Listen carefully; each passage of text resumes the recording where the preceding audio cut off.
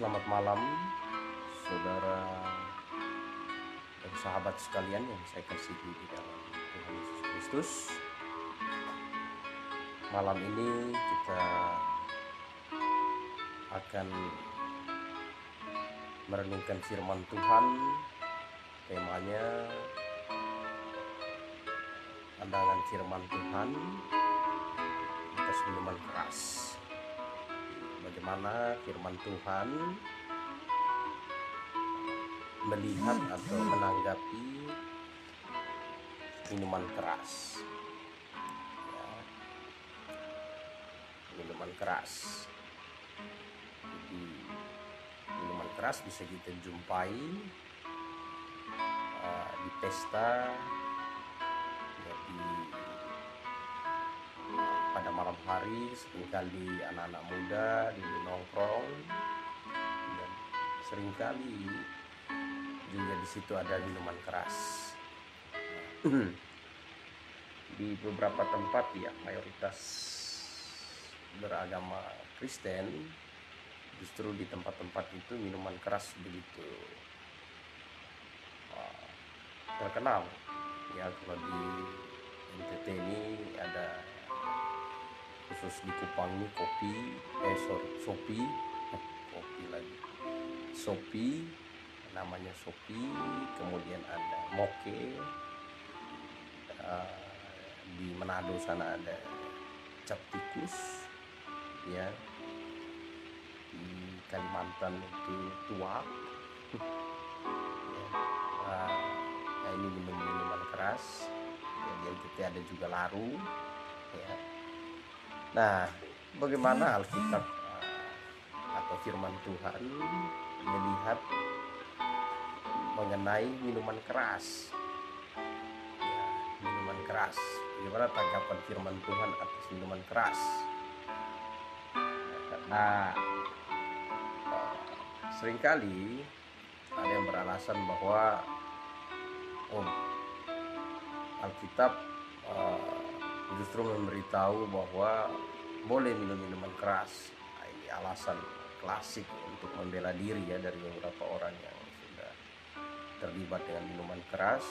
Mereka bilang bahwa buktinya Tuhan Yesus pada waktu pesta di Kana itu melakukan mujizat, membuat air berubah menjadi anggur. Lalu anggur itu diberikan kepada hadirin pesta. Kemudian ada lagi yang bilang, boleh minum asal jangan banyak-banyak, tapi sedikit. Boleh minum tapi sedikit untuk menghangatkan tubuh, ya. Dengan alasan ayat yang ada dalam firman yang katakan boleh minum. Dalam 1 Timotius 5:23 itu untuk alasan klasik ayat itu digunakan. Jangan lagi minum air saja, melainkan tambahkanlah anggur sedikit, berhubung pencernaanmu terganggu dan tubuhmu sering lemah. Jadi mereka bilang boleh, Alkitab anjurkan boleh minum, asal minumnya sedikit. Nah, itu tafsiran yang ditafsir secara subjektif dan cenderung sembarangan, ya, dengan tujuan untuk membela diri, ya, tujuannya untuk membela diri. Baik, selamat malam untuk sahabat sekalian, saudara-saudara sekalian. Baik, saya akan ajak kita untuk belajar lebih jauh. Sebelum daripada itu, adalah hal yang indah dan baik kalau kita mohon pimpinan, mohon pertolongan Tuhan, agar lewat media ini juga, ya, kita bisa membagikan firman. Lewat media ini juga kita bisa berdoa, mendoakan satu dengan yang lain. Dan lewat media ini juga kita bisa berbagi firman dan mohon pimpinan Tuhan agar dalam mendengarkan firman kita bisa konsentrasi. Baik, mari kita berdoa. Bapa di sorga, kami mohon pimpinan-Mu Tuhan, kami mohon pertolongan, penerangan dari Roh Kudus menerangi hidup kami lewat firman. sehingga kami sebagai orang yang sudah diselamatkan, sebagai orang Kristen, kami wajib menyampaikan berita firman dan wajib melakukan firman, dan lewat firman yang menerangi hati kami dapat bertindak mengikuti kehendak-Mu, dan kami mendapat pengertian, dan kami bisa dengan yakin menjalankan kehidupan kami sebagai orang percaya. Kami mohon pimpinan-Mu Tuhan, hamba yang menyampaikan juga yang mendengarkan. Tuhan, Engkau menolong kami semua agar firman yang ada di dalam Alkitab yang Engkau sampaikan kepada kami sungguh-sungguh menjadi satu kekuatan dalam hidup kami. Pimpin kami Tuhan, dalam nama Tuhan Yesus Juru Selamat kami hidup. Kami berdoa, kami mengucap syukur kepada-Mu Tuhan. Amin. Saudara-saudara yang saya kasihi dalam Tuhan Yesus Kristus, ya, pandangan firman Tuhan atas minuman keras. Seru ya. Nah, baik. Yang pertama kita lihat bahwa Alkitab memberikan definisi yang jelas mengenai larangan untuk minum minuman keras. Jadi ini ekstrim langsung ya, ayat Alkitab dia ekstrim, langsung melarang untuk minum minuman keras. Nah, kalau hari ini ada orang Kristen ya yang orang Kristen yang masih minum minuman keras, berarti saudara harus berhenti minum minuman keras. Ya. Cuman kalau sudah jadi pemabok, untuk berhenti ini harus butuh pertobatan, lahir baru. Karena kalau sudah kategori pemabok itu susah untuk disuruh berhenti. Ya, saya juga dulu mantan ya. Dulu sebelum diselamatkan saya mantan. Nah, Yesaya pasal 5 ayat 11 berkata, ya, celakalah mereka yang bangun pagi-pagi dan terus mencari minuman keras dan duduk-duduk sampai malam hari, sedang badannya dihangatkan anggur. Nah, jadi coba ya, Alkitab memberikan kita satu penjelasan bahwa celakalah mereka yang bangun pagi-pagi dan terus mencari minuman keras, ya, dan duduk sampai malam hari. Duduk sampai malam hari, pagi-pagi bangun cari minuman keras, kalau di Kupang itu cari Sopi, lalu duduk di Pak Laru atau Pak Sopi sampai malam hari, begadang. Ada yang dari pagi sampai malam, tapi kebanyakan yang terjadi dari malam sampai pagi, dari malam sampai pagi. Nah, kalau sudah yang kategori seperti ini, kategori pemabok seperti ini, ya, ini kategori yang begini celaka. Kita berkata celaka. Nah, ini jelas Alkitab katakan, kalau celaka ini celakalah. Celakalah ini berarti malapetaka, ya, itu kalau yang disebut dengan sudah dikategorikan dan orang yang seperti ini berarti sudah dipastikan kalau dia mati itu di mana. Jadi kadang ada juga yang segan, tidak enak kalau mendoakan orang yang meninggal, seorang pemabok, takut ngomongnya salah, doa salah. Nah, Alkitab katakan sudah jelas ya, kalau orang yang mati sebagai pemabok itu jelas celaka lah. Nah, maka makanya lebih baik bertobat lah. Nah, kemudian orang yang jadi penggemar minuman keras atau penggemar anggur itu juga Alkitab katakan dalam Amsal 20, kita lihat Amsal 20 ayat 1, perhatikan Amsal 20 ayat 1, Alkitab katakan ya, anggur adalah pencemooh, minuman keras adalah peribut, tidak bijak orang yang terhuyung-huyung karenanya. Jadi Alkitab berkata anggur adalah pencemooh. Anggur, apa maksudnya anggur adalah pencemooh? Anggur ini kan manusia yang produksi. Maka ini maksud dari anggur adalah pencemooh ini adalah orang yang bergaul dengan anggur ya. Nah, karena pencemooh ini jelas merujuk kepada manusia. Jadi orang yang bergaul dengan anggur adalah pencemooh.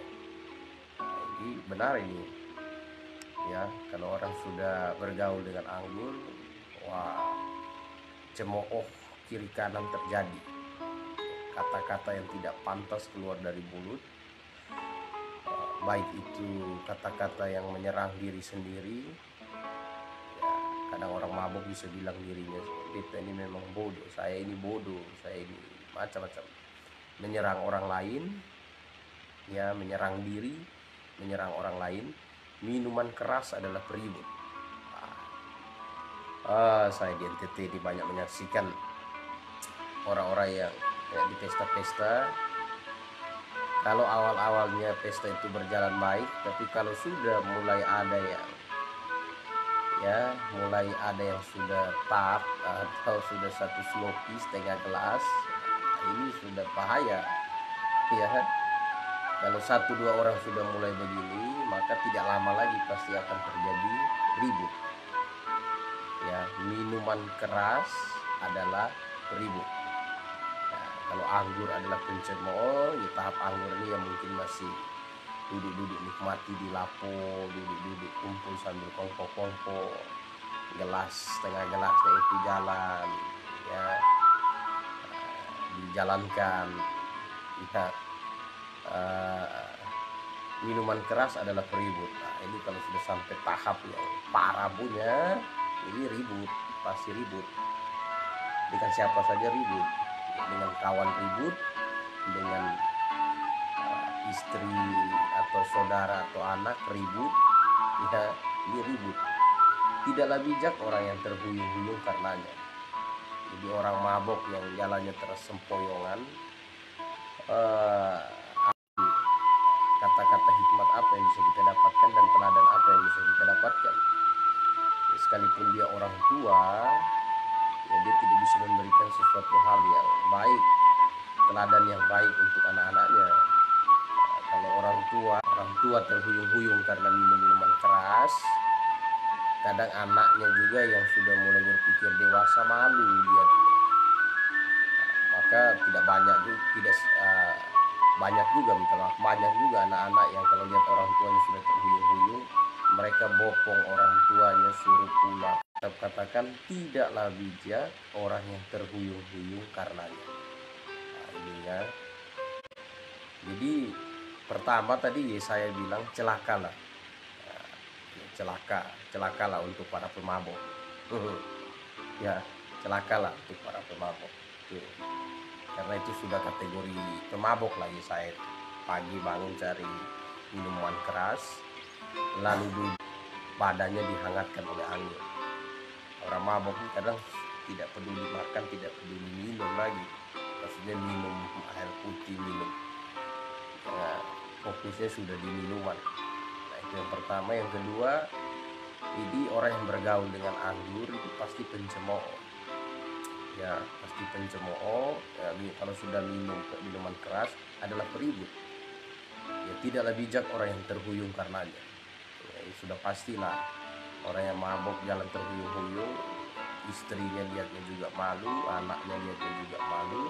Apalagi kalau dia seorang perempuan, suaminya lihat lebih malu lagi. Ya, Ya jadi ini Alkitab katakan.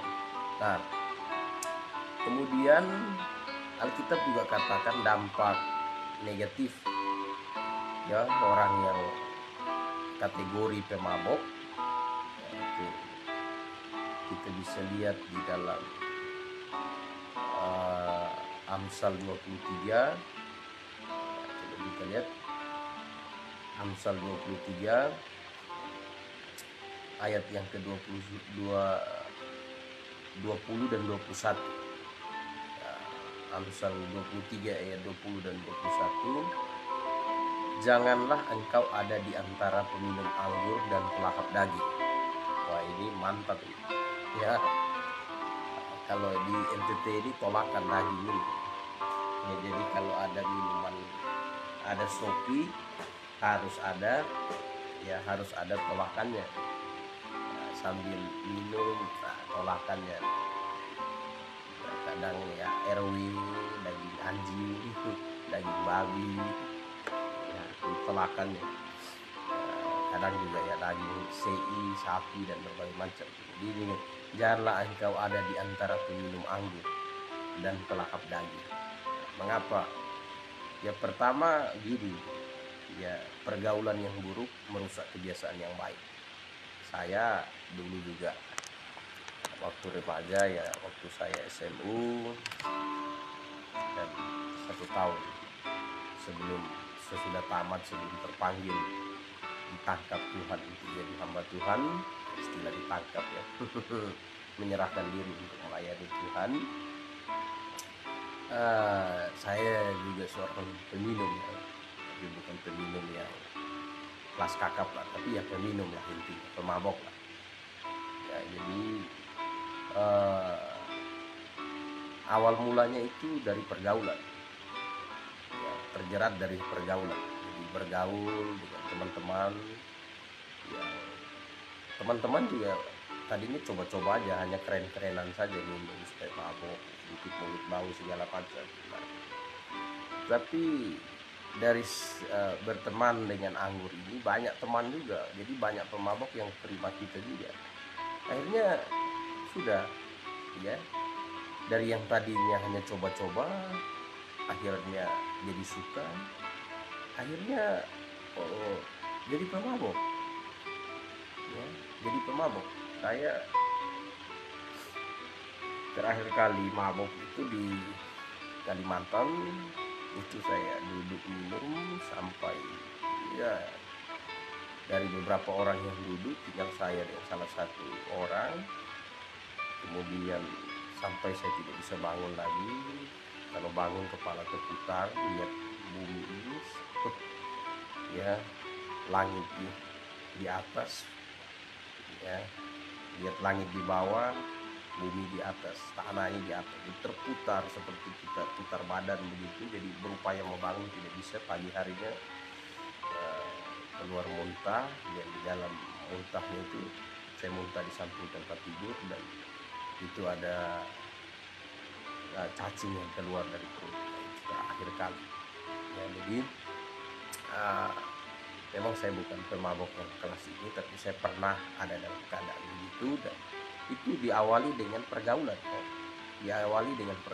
Makanya Alkitab bilang pergaulan yang buruk, firman Tuhan berkata pergaulan yang buruk merusak kebiasaan yang baik. Dan mengenai anggur, firman Tuhan juga sudah katakan, jangan engkau ada di antara peminum anggur dan pelahap daging ya. Amsal 23 ayat yang ke-20. Jadi ini ingat ya, terkhusus untuk adik-adik yang masih remaja, ada baiknya harus menghindari pergaulan atau teman-teman yang sekarang masih ada dalam jerat demikian. Hindari dan jangan ada di lingkungan begitu. Kalau sudah ada sampai di situ, karena si peminum ayat 21 dan si pelahap menjadi miskin. Jadi ya, kalau adik-adik mau sukses, mau berhasil ya, Alkitab katakan karena si peminum dan si pelahap menjadi miskin. Jadi artinya gini, seringkali orang bilang begini, oh lihat si Anu tuh, dulu dia minum tuh tapi dia berhasil. Ya itu dulu, karena dia sudah berhenti dia berhasil. Tapi adakah peminum, ya pemabok yang berhasil? Rata-rata pada umumnya ya, tidak semua. Kalau seorang pemabok atau seorang peminum ini pasti hidupnya susah. Ya, kalau suaminya pemabok peminum, istrinya susah. Ya, karena kalau sudah mabok minum ini pasti duduk ngumpul, cerita, sambil jalan terus minum-minum, lupa pekerjaan, ya perencanaan, planning dan segala macam dilupakan. Ya. Jadi Alkitab bilang karena si peminum dan si pelahap menjadi miskin, dan kantuk membuat orang berpakaian compang-camping. Ya itu betul. Kadang orang kalau sudah ini jadi pemabok yang kelas wahid, ya dia yang tidak beranjak dari yang pak, kalau di NTT di pak, kalau pak sopi, pak pelaru, tidak beranjak dari situ, compang camping, malas mandi, malas ini, sikat gigi dan berbagai macam. Ya, wah ini Alkitab sudah katakan, jadi kata si peminum dan si pelahap menjadi miskin, dan kantuk membuat orang berpakaian compang camping. Nah kalau adik-adik mau jadi orang sukses, ya untuk adik-adik remaja atau kita semua juga, kalau mau jadi orang sukses jangan jadi pemabok, karena firman Tuhan katakan pemabok itu akan membuat orang jadi miskin. Pemabok ya, lupa segala-galanya. Nah, 3 ayat yang sudah kita baca tadi mengenai minuman keras cukup jelas bagi kita bahwa anggur dan minuman keras, ini anggur bukan buah anggur ya, tapi anggur ini minuman yang memabokkan. Dalam konteks anggur, minuman yang memabokkan ya, bukan sirup anggur ya. Sirup anggur itu enak, sirup anggur enak karena minuman yang enak ya. Ini anggur dalam konteks di sini adalah yang memabukkan. Nah, dari 3 ayat yang sudah kita baca tidak ada hal positif yang firman Tuhan sampaikan kepada kita. Kalau seorang itu menjadi seorang peminum, seorang pemabok, atau orang yang gemar dengan minuman keras, itu tidak ada hal positif yang dialami dalam hidup. Tidak ada hal positif. Ya, kalau kita lihat tadi di dalam Yesaya pasal 5 ayat 11 itu celaka. Jadi Yesaya 5 ayat 11 itu orang yang seorang peminum atau seorang pemabok itu celaka, hidupnya celaka. Lalu di dalam Amsal 20 ayat 1 tadi, seorang yang bergaul dan anggur itu jadi pencemooh. Ya, minuman keras itu peribut. Kalau sudah minum itu ribut. Ribut ini kekacauan. Kalau sudah kacau, ya kalau ada yang terluka ya pasti berurusan dengan hukum. Kalau sudah berurusan dengan hukum, ya cukup banyak juga orang yang dipenjara gara-gara minuman keras. Cukup banyak juga minuman keras membuat orang hilaf mengambil tindakan. Cukup banyak ya orang yang terhuyung-huyung karenanya tidak bijak, bahwa keluarga lihat saudaranya atau suaminya atau istrinya atau anaknya yang pemabok, hatinya tidak suka cita. Ya, jarang orang meminta saran atau apa ketua dari seorang pemabok. Nah ini tidak ada hal yang positif yang kita katakan. Nah, hal yang paling dramatis lagi bahwa Alkitab katakan pemabok itu masuk neraka. Waduh, kejam juga ya. Mungkin ada yang bilang, oh ini Pak Gembala nih kok ngada-ngada aja. Oh bukan saya ngada-ngada ya, bukan saya ngada-ngada, tapi Alkitab katakan itu ya. Bisa kita lihat 1 Korintus pasal 6 ayat 10. Yang kita baca 1 Korintus pasal 6.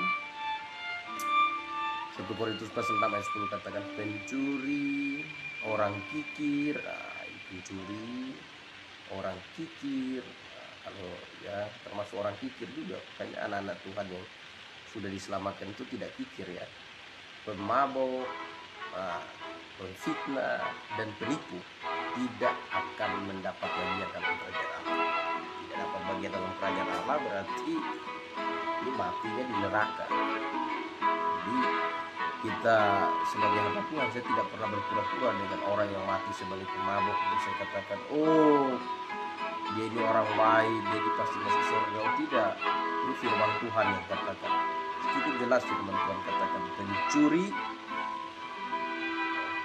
orang kikir, ya, pemabuk. Nah, malam hari ini konteksnya pemabuk, pemfitnah dan penipu tidak akan mendapat bagian dalam kerajaan Allah.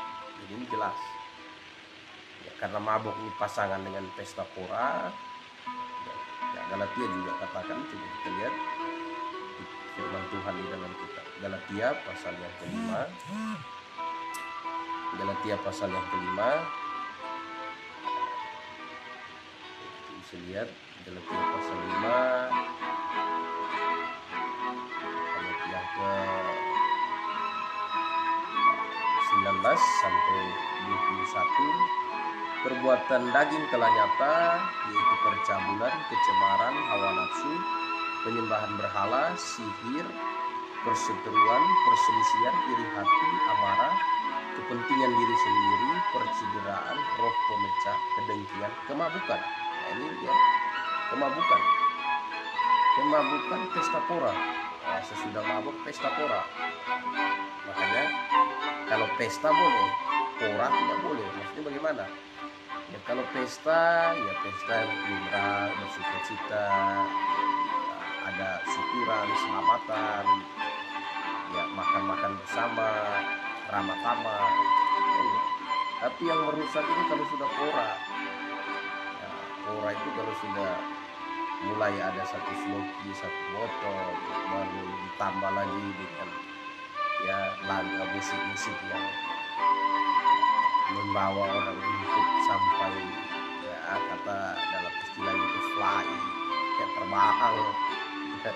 Nah ini Alkitab katakan ya, pesta dan sebagainya terhadap semuanya itu kuperingatkan kamu. Nah ini diingatkan ya, seperti yang telah kubuat dahulu. Kata Paulus juga dulu buat Rasul Paulus juga ada dalam keadaan ini. Barang siapa melakukan hal-hal demikian, dia tidak akan mendapat bagian dalam kerajaan Allah. Jadi tidak akan mendapat bagian dalam kerajaan Allah. Jadi udah jelas ya. Jadi tidak perlu ragu lagi kemana pemabuk mati. Itu ya, tidak perlu ragu lagi kepada neraka. Jadi masa Pak gembala ini sih kejam sekali. Ini firman Tuhan yang katakan. Firman Tuhan yang katakan. Nah, firman Tuhan yang katakan. Jadi inilah kebenaran. Jadi saya di sini berbicara kebenaran. Nah, lalu yang berikut kita lihat ya, lalu bagaimana caranya supaya seorang pemabuk bisa dapat lepas dari mabuknya itu. Nah, sebenarnya caranya tetap sama seperti yang sudah saya jelaskan, bahwa orang itu harus bertobat dan percaya kepada Yesus. Ya, jadi kalau hanya tobatnya itu hanya bertobat dari mabuk, tidak percaya Yesus, itu susah juga. Kenapa susahnya? Mungkin dia akan bertahan 1 bulan, bertahan 1 tahun, nanti kembali lagi. Saya menghadapi pengalaman yang begitu. Saya doakan orang yang sudah komit sampai nangis-nangis mau bertobat, tapi tidak betul-betul beres, belum menerima pengampunan dosa dari Allah. Dia belum betul-betul beres dengan hatinya, sehingga kembali lagi. Bahkan ada yang sudah sampai buat perjanjian nasar, ambil sopi 1 botol, lalu ngomong dengan itu sopi, tuangkan, lalu bawa uang persembahan ke gereja bernasar, kembali lagi. Karena tanpa pertolongan Tuhan sulit bagi orang untuk meninggalkan kebiasaan-kebiasaan daging. Ya, maka perlu bertobat. pada waktu orang itu bertobat, percaya kepada Yesus sungguh-sungguh, ya, bertobat. Matius pasal yang ke 3 ayat 6 kasih tahu bagaimana cara bertobat, itu dengan mengaku dosa. Ya, dengan mengaku dosa. Nah, bukan hanya mengaku dosa mabuk, juga mengaku semua dosa. Mengaku dosa dan menyesali dosa. Merendahkan diri di hadapan Tuhan. Nah, ya, mengaku dosa, menyesali dosa. 1 Yohanes pasal yang firman Tuhan di dalam surat 1 Yohanes pasal 1 ayat yang ke-9.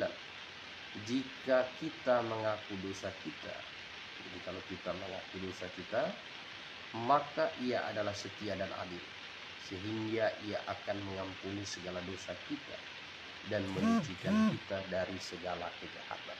Jadi untuk berhenti dari mabuk ini juga pintunya harus bertobat dan percaya Yesus. Ya, Dia setia dan adil. Ia akan, jaminan, ia akan mengampuni segala dosa kita, segala, termasuk dosa mabuk dan dosa yang lain-lain. Selain dosa mabuk, yang lain-lain. Pada waktu orang itu mengaku dosa Yesus, menyesali dosa-dosanya, ya, dan dia minta pengampunan dari Tuhan, dan Tuhan sudah katakan bahwa Tuhan itu Tuhan anugerahkan melalui Yesus Kristus. Ya, melalui Yesus Kristus, melalui penebusan Yesus Kristus di atas kayu salib. Jadi kalau mau dapat pengampunan dosa dari Allah, harus menerima Yesus yang tersalib di atas kayu salib, tersalib untuk menebus dosanya. Dan dia mau menyerahkan dirinya bagi Yesus. Nah, ya, menyerahkan dirinya bagi Yesus. Dalam Efesus pasal 1 ayat yang ke-7, situ dikatakan, sebab di dalam Dia dan oleh darahnya kita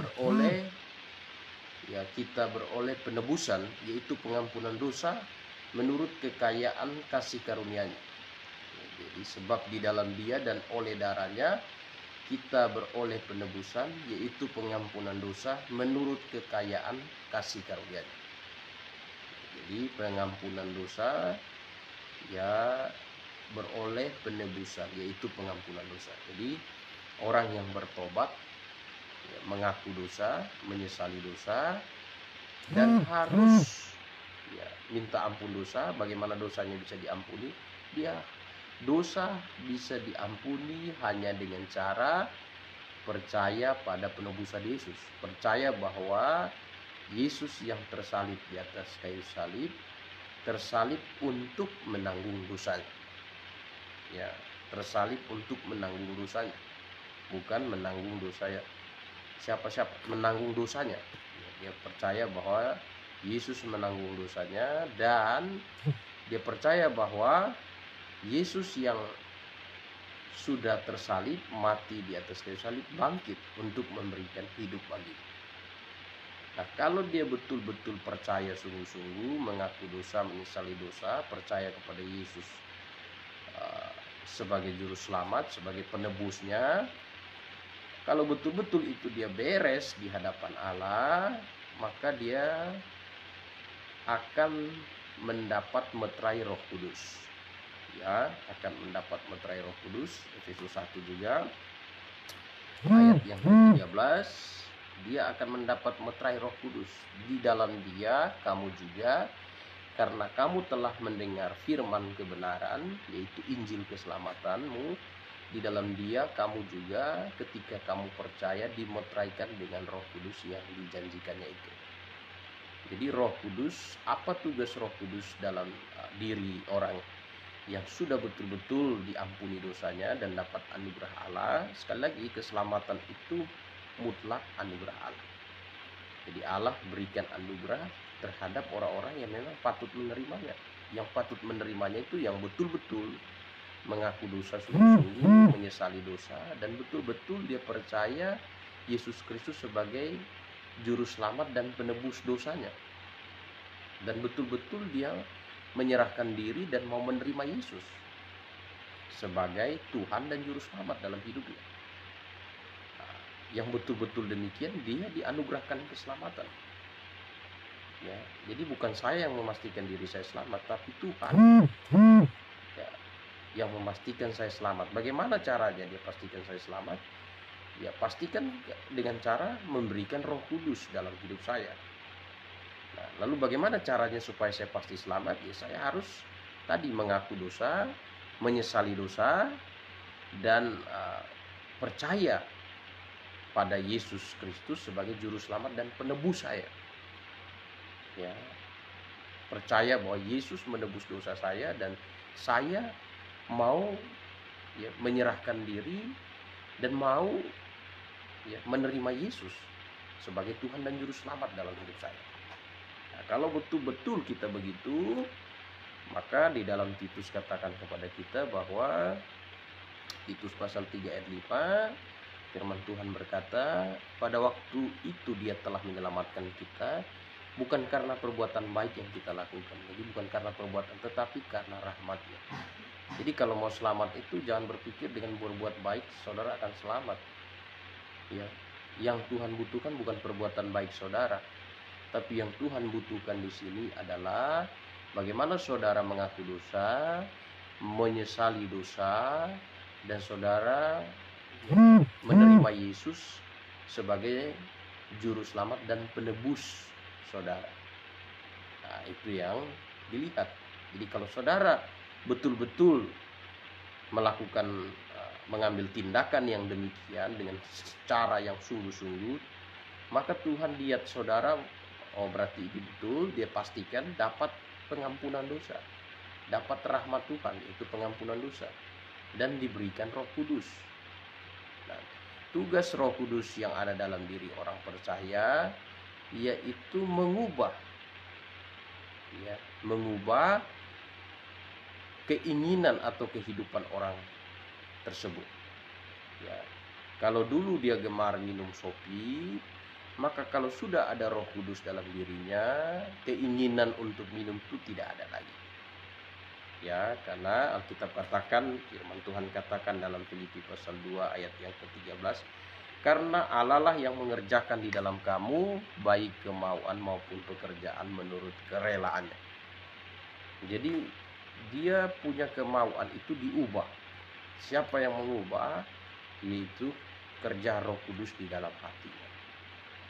Jadi bukan hanya mabok berhenti, tapi semua hal yang jahat di dalam dirinya, keinginan-keinginan yang jahat, ya, pencuri, ya, pemabok, pemfitnah, macam-macam lah, ya, itu Roh Kudus mengerjakan, membuang, ya. Roh Kudus mengerjakan, menaruh keinginan yang baru dalam dirinya. Karena keinginan yang baru, karena dia sudah menjadi ciptaan baru dalam Kristus. Dalam firman Tuhan 2 Korintus pasal 5 ayat 17 katakan, ya, 2 Korintus 5 ayat 17, jadi siapa yang ada dalam Kristus, ia adalah ciptaan baru. Jadi ia adalah ciptaan baru. Siapa yang ciptakan menjadi ciptaan baru? Ya Allah, lewat kerja Roh Kudus. Lewat kerja Roh Kudus, yang lama sudah berlalu, sesungguhnya yang baru sudah datang. Jadi Roh Kudus, lewat kerja Roh Kudus, dia berubah, ya, jadi manusia baru. Manusia baru yang betul-betul meninggalkan kehidupan yang lama. Nah ini, ya, jadi bagaimana caranya supaya orang itu tidak jadi pemabuk lagi? Ya harus bertobat, ya, mengaku dosa-dosa kepada Kristus, menyesali dosa-dosa, dan mau menyerahkan diri menerima Yesus sebagai juru selamat dan penebus dalam hidupnya. Ya, itu dibuat pernyataan iman dilakukan di siapa? Bukan kepada manusia, pendeta atau apa, gembala atau apa, tidak. Itu langsung, ya, pengakuan iman itu dideklarasikan langsung kepada Yesus Kristus. Bagaimana caranya? Langsung, ya, berdoa, ya, berdoa. Jadi, tidak perlu perantara kiri kanan, langsung. Karena firman Tuhan katakan dalam Roma pasal 10 ayat 9 dan 10, sebab jika kamu mengaku dengan mulutmu bahwa Yesus adalah Tuhan dan percaya dalam hati bahwa Allah telah bangkitkan Dia dari antara orang mati, maka kamu diselamatkan, didapat keselamatan. Ya, tadi kalau mabok itu sudah pasti pemabok itu neraka, maka orang yang sudah diselamatkan surga. Ya, pasti diselamatkan. Karena dengan hati orang percaya dibenarkan, dengan mulut orang mengaku diselamatkan langsung kepada Kristus, tidak melalui perantara kiri kanan. Nah, itu. Jadi ini saudara yang saya kasih dalam Tuhan. Ya, jadi tadi kita sudah bahas ayat-ayat mengenai bagaimana pandangan firman Tuhan terhadap minuman keras. Ya, firman Tuhan sudah katakan tidak ada hal yang positif yang didapat dari minuman keras, tidak ada. Ya, mulai dari tadi celaka sampai hal negatif, ya, ribut, cemooh, tidak bijak, dan miskin. Ya, Amsal tadi katakan suram kehidupannya, compang camping pakaiannya. Ya, jadi tidak ada hal yang positif. Lalu akhir hidupnya, firman Tuhan dalam 1 Korintus 6 ayat 10, neraka. Ya, Galatia pasal 5 tadi ayat 19 sampai 21, neraka juga. Ya, jadi kalau hari ini saudara pemabok, pikirkan itu.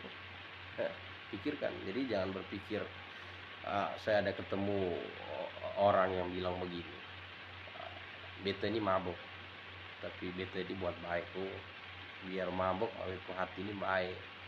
Belum tentu juga, ini gaya orang Kupang, belum tentu juga orang yang rajin di gereja itu masuk surga. Jangan sampai orang tahu-tahu kita masuk surga, tahu-tahu itu dia sangka jalan lurus tapi ujung menuju maut. Alkitab tegas katakan pemabok itu akhirnya di neraka. Jadi bertobat, ya, bertobat segera dan terima Yesus sebagai Tuhan. Nah, itu pintu masuknya. Nah, lalu belakangan ini saya digelitik oleh tindakan atau pertanyaan. Nah, sekarang kan bir itu 0% alkohol, ada bir yang 0% alkohol. Saya dengar tapi saya belum ini. Ya. Nah, lalu mereka bilang tidak apa-apa kalau minum bir. Nah, begini, ya, sesudah orang itu sudah diselamatkan, orang Kristen lahir baru sudah selamat, seperti main kartu. Kalau tidak taruhan tidak apa-apa, boleh main kartu. Sesudah selamat, ya, kita punya satu kesaksian iman. Yang satu kita harus punya iman yang benar, yang kedua punya kesaksian iman. Ya, kesaksian iman. Nah, dalam kitab Ibrani, saya ketemu sekumpulan hamba Tuhan main kartu. Lalu saya tahu, kan kita tidak judi, kita hanya main-main saja. Waduh, lucu bagi saya. Ya, itu bagaimana Ibrani kalau kita lihat, ya,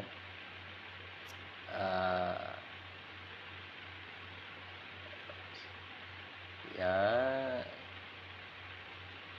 Alkitab katakan bahwa kita ini dihadapkan dengan banyak saksi. Sebentar, ya, Ibrani pasal 12 ayat 1. Karena kita mempunyai banyak saksi bagaikan awan yang mengelilingi kita, marilah kita menanggalkan semua beban dan dosa yang begitu merintangi kita dan berlomba dengan tekun dalam perlombaan yang diwajibkan bagi kita. Jadi karena kita mempunyai banyak saksi bagaikan awan yang mengelilingi kita. Jadi kesaksian, orang lihat kesaksian kita. Bagaimana kalau seandainya saya di rumah saya, ya, ada orang lihat saya minum bir, saya minum dengan sekumpulan orang, mungkin 0%, ya, tapi image orang kalau gembala pegang botol bir, ini image-nya, kesaksiannya sudah rusak. Ya, atau saya main kartu tidak dilihat, walaupun tidak taruhan uang segala macam, main kartu ya, dilihat orang, wah gembala main kartu gimana ini ya. Nah ya, wah ada yang bilang wah kartu itu gambling. Jadi bagi kartu ya, kita tidak bisa menghitung bagaimana caranya untuk dapat kartu yang bagus. Ya saya juga dulu mantan ya, jadi saya ngomong berdasarkan apa yang pernah saya alami sebelum diselamatkan. Untuk gambling, jadi bagi-bagi begini, tiap-tiap orang hanya berharap dapat, oh semoga saya dapat kartu yang bagus ya, harapan ya. Harapnya bukan ke Tuhan, harapnya ke kartu supaya dapat bagus, dapat hoki ya, kartu menentukan keberuntungan dia. Nah, ini kan satu hal yang bagaimana ya, kita lihat kesaksiannya tidak indah ya, tidak indah. Lebih baik saya tidak melakukan hal-hal demikian dan tidak menyandung orang. Kalau hal itu menyandung, jangan lakukan. Jangan karena kesenangan masa lalu main kartu, lalu ini main kartu, lalu minum bir 0%. Aduh, hawa-hawanya itu masih ada walaupun 0%. Nah, ya kesaksian yang kita lihat di sini adalah kesaksian. Ya, kesaksian. Apa kesaksian? Alkitab katakan bahwa orang percaya itu hidupnya dikelilingi banyak saksi. Ya, disaksikan oleh sesama orang percaya dan disaksikan oleh non percaya. Jadi perlu untuk menjaga kesaksian. Bahkan 1 Yohanes pasal 5 ayat 10 katakan, ya barang siapa percaya kepada anak, dia mempunyai kesaksian itu dalam diri. Jadi kesaksian, ya, ini kesaksian keselamatan dalam diri. Jadi harus perhatikan ya, harus perhatikan. Lebih baik jangan membiasakan diri lah, jangan membiasakan diri lakukan hal-hal yang tidak menyandung orang lain. Ya, prinsipnya seperti nasihat Paulus kepada mengenai makanan di dalam 1 Korintus ya, pasal 6 mulai dari ayat 12 itu katakan, segala sesuatu halal bagiku, tetapi bukan semuanya itu berguna. Segala sesuatu halal bagiku, tapi aku tidak membiarkan diriku diperhamba oleh suatu apapun. Makanan adalah untuk perut dan perut untuk makan.